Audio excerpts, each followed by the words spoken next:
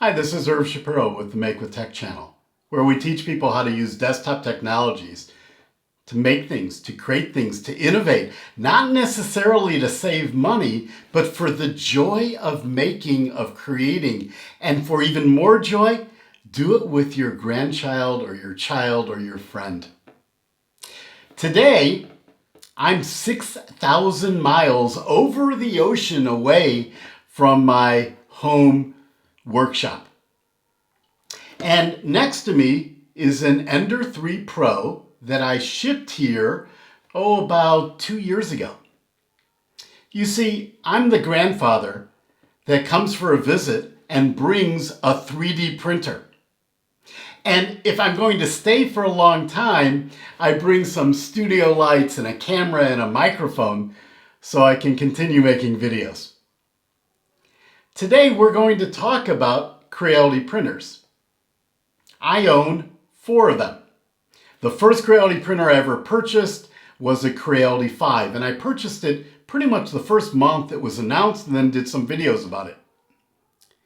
Then I purchased 2 Creality 3 Pro models, one for here and one for some grandchildren in another location. They're all able to use them on their own. I helped in both cases, and in one case I made a video about it. I helped in both cases assemble them with my grandchildren, but they're able to use these printers on their own. Most recently, I purchased an Ender 3 version 2 for my home workshop so that I could test how that compares with the original Ender 3. The question I'm going to ask today is, should you still be buying Creality printers? There are many manufacturers you can buy printers from today, 3D printers, at a variety of price points. Are Creality printers still a good value? So stay tuned and let's learn something together.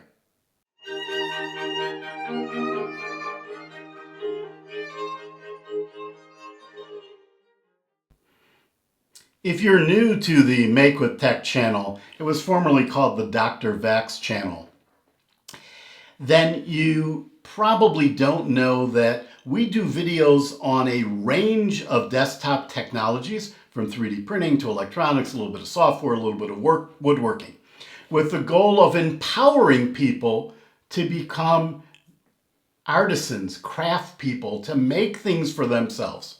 If you want to follow the videos we produce, please subscribe to the channel, click on the bell below.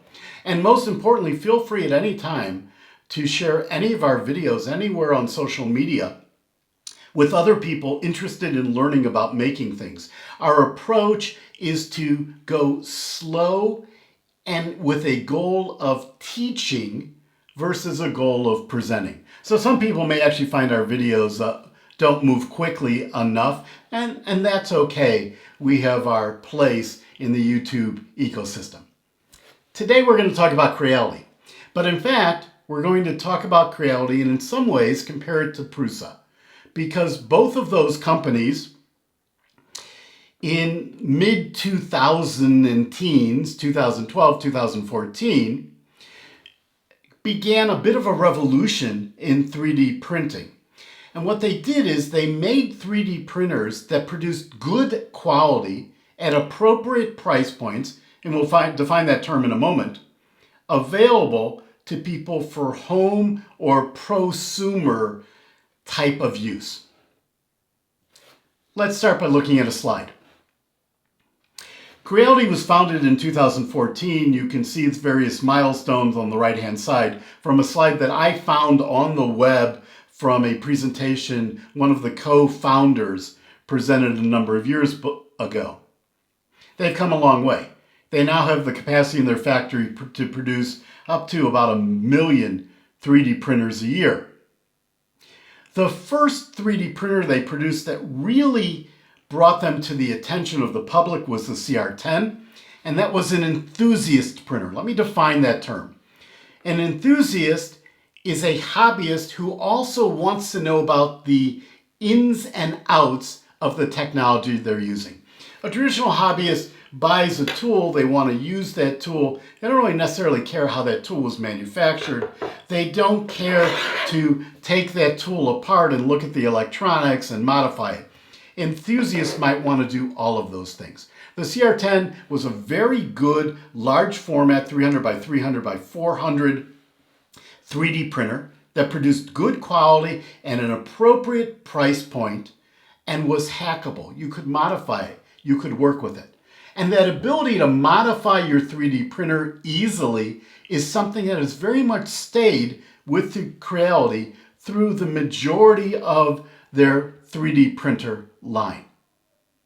Now, if we look at Prusa, which was founded a couple years earlier than Creality, in terms of number of printers produced, they've grown a bit more slowly. But a typical Prusa printer is built with very high-end components and is targeting the high end of the marketplace. So the Ender 3 version 2 is a $250 printer. The Prusa i3 MK3S can be purchased as a kit for $750 or fully assembled for $1,000. The Creality Ender 3 version 2 requires about a half hour of assembly. If you can put together an IKEA kit, you can put together most Creality printers. The Prusa MK3 and the newer version MK3S, MK3S Plus, assembly is hours. It took me 6 hours to assemble my MK3 a couple of years ago. And many people report spending a full day or more. And one of the reasons is a difference in philosophy. The Creality printers have a bunch of parts that are traditionally manufactured. You have aluminum extrusions. You have plastic parts that are injection molded. It's assembled in a way that's traditional manufacturing. The Prusa printers have a lot of 3D printed parts. Because in essence, Prusa wanted to embrace the spirit of open source 3D printers, and they even publicize the models in the open source ecosystem for all of those parts. So theoretically, you could 3D print the majority of your own Prusa 3D printer. But because it uses a bunch of small 3D printed parts, it's just much more tedious and complex to assemble. That also applies to how hackable, modifiable it is. I've heavily modified many of my Creality printers. I haven't really touched my Prusa printer other than some cosmetic changes in a new spool holder. Now, something that is unfortunately a bit confusing about Creality is all their websites, or what seems to be their websites. So here's the bottom line. Let's look at this slide together. If you want official Creality information, go to Creality.com. If you want to buy directly from Creality, go to Creality3dofficial.com, which is the official Creality 3D store. Now, Creality has warehouses around the world. So as an example, in the United States, when I purchase a Creality printer, it ships locally in most cases, unless I'm buying a brand new product that's just been announced, in which case it will ship from China. I've received parts from both China and from the United States, and even from China, they arrive in the United States in 2 to 3 weeks, relatively quickly. There is what appears to be US-based reseller called Creality3D.shop. That's an authorized reseller, but it's not part of Creality. It's not an official Creality site, and that's confusing to some people because prices will be different, the models will often be a little different. CrealityCloud.com is the back-end infrastructure and the website for the new Creality Cloud we're going to talk about. VIP.Creality.com is a Creality branded retail store selling Creality components and printers and supplies that Creality sells directly, but it's not all Creality manufactured sites. And they've begun to introduce additional new educational sites like Creality 3D Print Outer Space Dream, which was an initiative with 250 schools in Brazil. Now, while Prusa really has 4 models, look at this slide. Look at all the models of printers that Creality has. This can be quite confusing, so I'm going to attempt to simplify it for you. The Creality 3 is still a great printer. You still can buy it, and you can buy it for under $200. So if all you want is the least expensive, good quality, hobbyist style printer, and it'll take you 30 to 45 minutes to assemble. And if you're not comfortable assembling an IKEA piece of furniture, then you won't be comfortable assembling this printer. But if you are, you won't have any problems. By assembling it, you'll learn a little bit more about that printer. That's an advantage. For most people, the entry-level printer they should consider from Creality was released in 2020, and it's the Ender 3 V2. Now you'll notice the colors on these slides. The color is the size of the print volume. So blue printers are a box approximately 220 by 220 by 225. As you go to the right, green is a little larger, yellowish orange is a little larger, bright green is larger, and purple are the largest printers on this slide.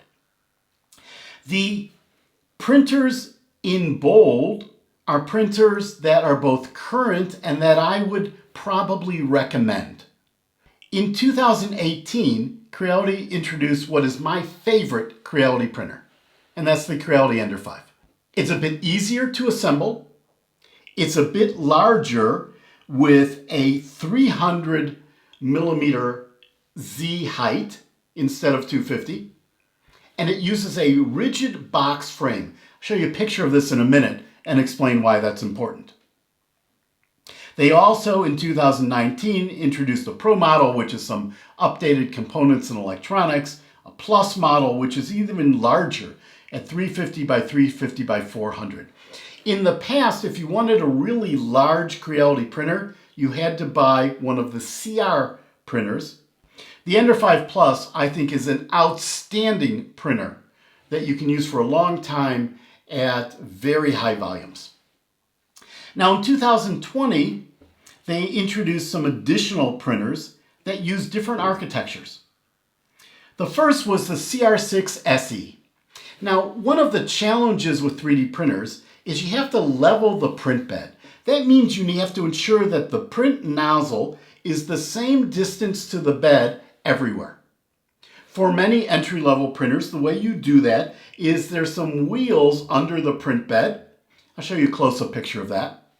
By turning these wheels, you pull the print bed down or push it up, and you get the four corners level. And there are a number of videos on the channel about how to do that. But that still means if there are areas of your print surface that aren't perfectly level, it's not going to be exactly right. Now there's some tricks you can use. I use a trick of putting a Post-it note or a piece of paper under the center sometimes to raise the center of my printer up just a little bit. But a more sophisticated way is to use an auto bed leveling system. In an auto bed leveling system, a nozzle, a probe of some type, probes the distance from the nozzle to the print bed. It saves those offsets, and it uses those offsets when producing the print to micro adjust or fine adjust the height the print head is at when it lays down filament in any particular location. For most Creality printers, the way you add auto bed leveling was you added a third-party auto bed leveling probe. Often people used a probe called a BL Touch, and I have a video on the channel about adding one of those to an Ender 3 version 2. Creality now offers their own auto bed leveling probe, which you can add to various printers. The CR6 SE attempted a very different approach. They attempted to use the actual nozzle to level the printer. Now, a lot of Delta style printers, those are the round printers with the 3 sets of wires holding the print head. Fascinating printers use a similar approach. What they do on the CR6 is the actual nozzle is lowered down till it touches the print bed. Then a sensor in the nozzle and the hot end mechanism measures the pressure. When it touches the print bed, the pressure goes up, and therefore it knows the distance at that point. This is a fairly innovative approach, and Creality is marketing it as a way to ensure their printer never requires manual adjustment. There's a problem with that. If from the factory this print bed is not perfectly flat, is not perfectly level, that auto bed leveling mechanism may not be able to adjust sufficiently. And on the CR6 SE, there are no wheels to macro adjust. Now, I don't own a CR6 SE. I've never used one. So in full disclosure, everything I'm learning about it is from other creators on YouTube, and the reviews are mixed. Some people say it works great.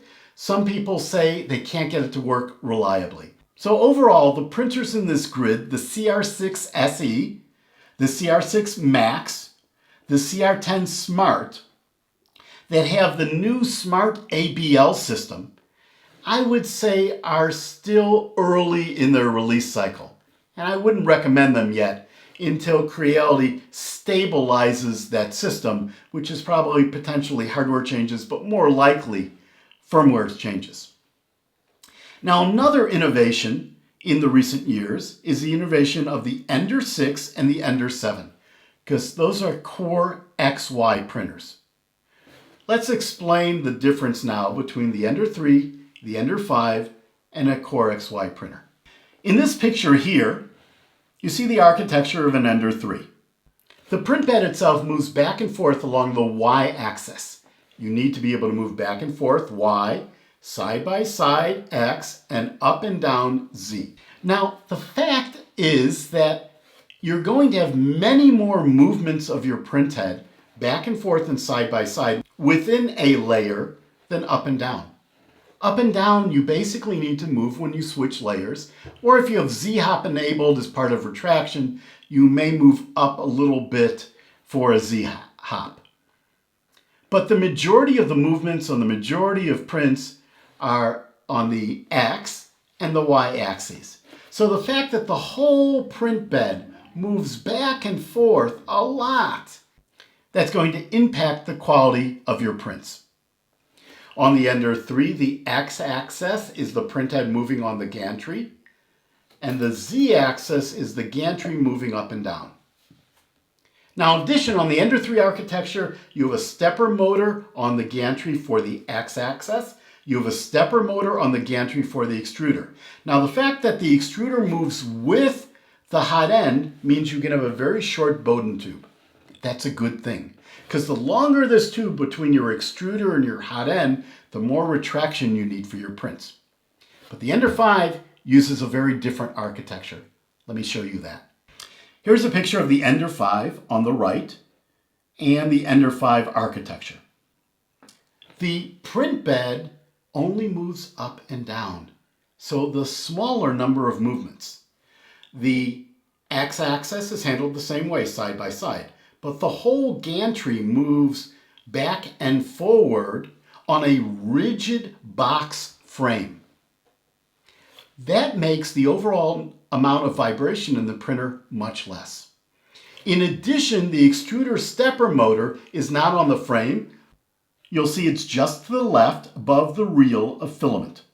So I really like the Ender 5 architecture. But there's a third architecture that's even perhaps better. This is called a Core XY architecture. In a Core XY architecture, the print bed moves up and down like the Ender 5, but all of the stepper motors are fixed to the actual frame. And using a complex set of belts, you'll see that on the right-hand side here, the print head is able to move back and forth and side by side. On the Ender 7, it is a Bowden-style printer, and so the print head is very, very light, and there are no stepper motors on the gantry or on the print head. Because of that, the Ender 7 is marketed as the fastest FDM printer that Creality ships. They've not only updated the movements to Core XY, but they've also improved the capacity of the hot end so you can pump more filament through it more quickly. Now, I haven't tested an Ender 7 yet, so I don't know for sure, but I hope to test one in the near future. Creality today is more than 3D printers. Let's talk about Creality Cloud. Creality Cloud is really the innovation that may change the nature of Creality for many consumers. Let's first talk about the architecture. Creality Cloud is a way to interface your 3D printer via some type of mechanism, a box or a board, to a cloud environment where there's a repository of models, an online slicer, and an interface for both a website and a mobile app. And you can use that mobile app to start and stop prints to your printer. So the blue box here on the screen represents Creality printers. The red ovals represent the various interfaces available. The easiest interface to use is this $25 Creality box you buy from Creality. Now, this is a very simple device. This is not a replacement for Octoprint. Octoprint is a very sophisticated open source project that I'm a big fan of that runs on a Raspberry Pi. But most people are going to be pretty comfortable buying a box like this, plugging it in, loading an app on their phone, and starting to print. They may not be as comfortable loading software on a Raspberry Pi, mounting it in a case, finding all of the components you need. So Creality is attempting to make it so easy to print that you buy your 3D printer, maybe you buy one of these boxes, you load an app, and you go. Now, in addition to using the Creality box, you can load Creality supplied software onto a Raspberry Pi. I wouldn't recommend that. There's no reason to do that. Instead, I'd use the third alternative, which is an Octoprint plugin. If you're already going to use a Raspberry Pi, why not have all of the power of Octoprint available to you and use the plugin to interface Octoprint to the Creality Cloud? The final way you can interface to Creality Cloud is by using a CR10 Smart or other future printers from Creality that in essence have the same board that's in this box mounted inside the printer to interface the printer to the cloud. So you start with the Creality printer and then you use an interface box to interface it to the cloud. Now there's an interesting requirement when using Creality Cloud. And the requirement is that the only models that can be printed through an interface box are models that you've uploaded and sliced on Creality Cloud. So the workflow is you upload a model from a browser, from the Creality Cloud application, from Thingiverse, then you slice it in the Creality Cloud. You initiate that slice from your phone or from a browser, and then you print it by initiating the print from your phone, from your mobile device. In the future, you will be able to initiate prints from a web browser. That option is already there on the screen. When you click on it, it says coming in the future. Now let's look for a minute at the Creality application. You'll see here 4 screenshots. As I mentioned, it's a very well polished, well designed application. On the left hand side, you'll see an opening screen where I go to the printing screen. You'll see that my Ender 3 connected with the Creality box is listed. In the middle, you'll see examples of some of the tutorials and tips that are in the application. It's clear that Creality is making the application interface a primary stop for information about their printers, fine-tuning their printers, and their ecosystem. The third image is what it looks like when you're printing a print from a phone, from a mobile device, through one of the interface boxes to a 3D printer. And the fourth box, you'll see I've added a Raspberry Pi running Octoprint, and both those devices are displayed in my application. Now, of all of the components in the Creality ecosystem, the mobile application is the most finished. The backend cloud appears to be well done and relatively robust. The slicer works well. The web interface to the Creality Cloud feels partially done with a number of missing features. And I couldn't really figure out how to interface my mobile environment to my web browser cloud environment.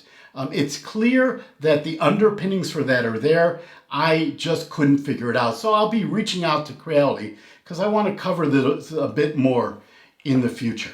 Let's talk for a minute about the Creality web repository. This is a bit controversial. And the controversy is that when they first made this environment available, it was very clear that a lot of the models had just been scraped, taken off of Thingiverse.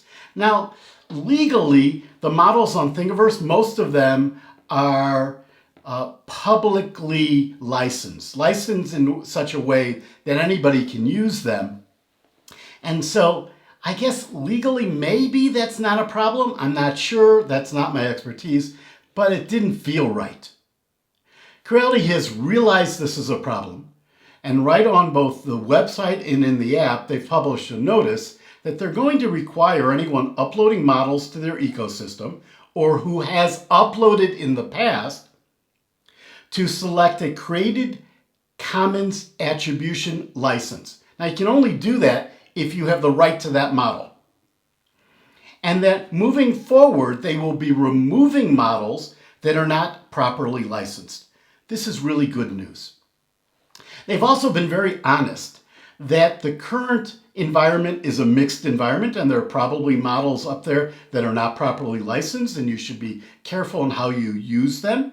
They called, and it looks like a translation you can see here on the screen, they call it a lazy lawn. That the environment right now is like a lazy lawn. It seems to me that would mean like an unmanicured garden. A bit messy, and they're in the process of cleaning it up. So what's my conclusion? Should you buy a Creality printer? Well, the short answer is yes, but not everybody. It depends on your needs. There are a wealth of good 3D printer manufacturers out there. For a lot of people, I think that Creality printers are an excellent choice. For hobbyists who are willing to assemble a printer, who have the ability to assemble something like IKEA furniture, the Ender 3 family is a really good family of printers. For someone who wants a little larger printer and wants the ability to tune it to print at higher speeds, the Ender 5 family is an excellent printer. In fact, for pretty much anyone, if you can afford the Ender 5, which is a bit more expensive, and you have the space for it, because the nice thing about the Ender 3 is it's really small, then I think the Ender 5 is an excellent printer. I think the Ender 5 Plus printer, the large format printer, that's the printer of choice for me with an upgrade to the hot end to a direct extruder, which I would acquire today from a third party. The Ender 7 looks like it will be very interesting. I might stay away from the CR6 SE for a while until Creality has some time to refine that auto bed leveling system. And I personally am not crazy about 3D printers where I can't macro adjust the leveling of the print bed. In terms of Creality Cloud, wow, it's an ambitious effort. I think Creality is moving in the right place. As I mentioned, the mobile applications are really maturing more quickly than the web browser environment. Once they get the web browser environment completed, it will be interesting to compare that with Octoprint. Now, the way it will operate will be different. In the case of Creality, this box has to do very little. All it has to do is act as an interface to the cloud, and all of the heavy lifting takes place in the cloud. In the case of Octoprint, the heavy lifting actually takes place in your Raspberry Cloud box. Now, finally, some people have a concern about connecting a Creality device to the internet from their home network. I'm not overly concerned about that because this Creality box reaches out to the remote Creality site. that's really no different than using a browser and going to Creality.com. So Creality doesn't reach into your network, this box reaches out. Now I understand some people will be concerned with that. I respect that. In my personal opinion, I think Creality is handling this right. And I know they're working with the EU. I emailed them, they mentioned they're working with the EU to make sure they adhere to all the European Union privacy requirements. So with that, I thank you for watching the video. I hope you learned something. If you did, subscribe, click on the bell. Go to forum.makewithtech.com to discuss this, to upload prints, examples of things you're doing, to upload photographs. Feel free to comment below. And most importantly, let's continue to learn together.